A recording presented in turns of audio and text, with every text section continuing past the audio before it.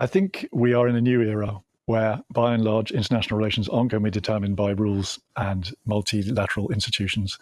They're going to be determined by strong men and deals. I think of the Yalta Treaty at the end of 1945, where three strong men, as they were then, on behalf of the big countries, the strong countries, decided the fate of small countries. I think that's Donald Trump's mindset, certainly Putin's mindset. It's Xi Jinping's mindset. It's not Europe's mindset. That's the world we're going into for a whole set of reasons, and I don't think we're going back to the one we had before. Why do you say that? Because the one we had before was based on the unipolar moment where America had both the means and the will to assert itself across the world. It created what we call globalization, the international security structure. It's now a significantly smaller player relative to others than it was. And of course, its will to be that person has diminished. So it still remains a prodigious country. You underestimating America at your peril. But its ability to make the rules across the world, that's not there now. We are seeing deals. We're seeing a conversation about spheres of influence. And I think the only people who haven't woken up to this reality is us. Europe. Yeah, and there's an entry ticket to this conversation, it appears. And sadly, it's not our soft power or our values, it's hard power. And it leaves the category challenge for us in Europe. How do we develop that to get ourselves a seat in this conversation? No, I think it's unfortunate, and I agree with Catherine, this will be emboldening to Putin. I don't know whether Donald Trump actually buys the Russian line, but I think the Russians probably think he does. And I think that significantly diminishes his leverage. And I saw this happen in Afghanistan, where he gave away the biggest concession before we even started. It's a strange art of the deal, honestly.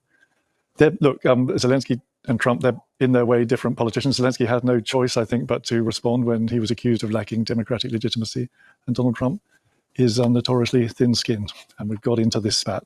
I do not think we should read too much into it. These negotiations are at a very early stage. They're going to be highly complicated. Exactly as I expected, Russia has gone maximal to the point that they may even have overreached. It's going to be very, very hard for Trump to cut through this in a way that produces anything that isn't an abject humiliation. What do you mean Russia have overreached? What do you mean? The issue is that Trump and Putin are talking about different things. So Trump thinks this is about territory, characteristically as a real estate guy. It's about land, giving land to Russia in return for peace. It's not about territory, and Putin said it's about sovereignty. Putin was super clear when he started this war that the existence of Ukraine as a sovereign and free country was an unacceptable affront to Russian security. He will not stop until Ukraine isn't a country anymore.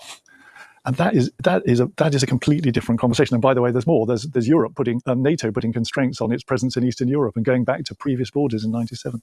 This is well out of scope. I don't think it's stuff that Donald Trump has clearly thought about. But you're instantly into it. Russia came out today and said they wouldn't accept Western troops in Ukraine. Of course they said that. They are determined that Ukraine should be an undefended basket case. But we're talking about security guarantees as a necessary endgame. It still feels, for all of this bluster, a fundamentally irreconcilable problem. Right. How worried should people who are watching tonight be? Well, I think that as a European, it's a massive wake-up call. Whatever you think about this, all the smoke and dust and mirrors and complexity, and I don't know how it's going to end. I know one thing for certain, which is that Europe will own more of this at the end than it did at the beginning. Now, I do not want to exaggerate. The Russian army has performed risibly. It's not going to march into Warsaw tomorrow. But nor should we obscure the fact that this will be hugely emboldening. And over time, they will build up their capabilities. The reason we don't need to be that worried is we are 10 times richer as European NATO than Russia. We absolutely have the capability to build up the necessary military forces to resist this. But if we don't do that, then yes, this is the stuff of nightmares. What do you think the British Prime Minister should be saying to Donald Trump? So two things. First of all, I absolutely agree with Catherine. We need to organise to effect to demonstrate that we're prepared to play a role, take control of our own environment, recognise that we've got to develop our power, and that's got to happen quickly. Donald Trump is not wrong about everything. We were free riding. There was free riding in Europe, and this needs to be sorted out. And the other thing is what I have just said. I think you need to explain to Donald Trump why giving away Ukraine as a country, giving away its sovereignty would be a devastating mistake. Trump has already said that Putin should not be allowed to be seen to win. He seems to understand that as a concept, although I accept that his tone has changed. He was quite complicit in Afghanistan, even though he pinned it on Joe Biden. He gave away the farm before it even started, and that led to the fiasco. He can't own a fiasco like that. And then think of the example this sets for Xi Jinping, sitting across the Taiwan Strait from Taiwan. I mean, that goes straight into Xi Jinping's mind. Yes. So these are the things that I would be advising the Prime Minister to dwell on, although I'm sure he's got a lot of ideas of his own.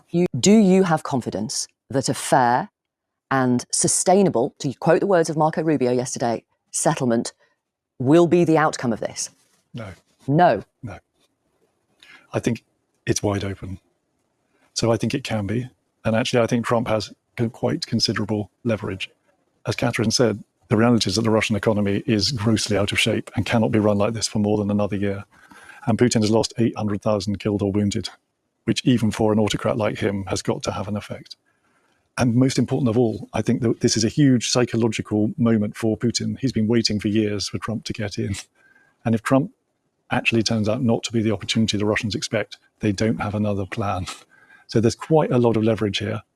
And I think if it can be firmly established in Donald Trump's mind that having a residual free Ukraine is his bargaining point, he can get that. And I think if that happens, we're going to be okay. It's a wake-up call. We need to organize to effect. It is a huge tragedy for people who will be left behind the frozen front line, but we can deal with that. If it's do a deal at any cost, get out and give it to the Europeans, then I think that's a big problem.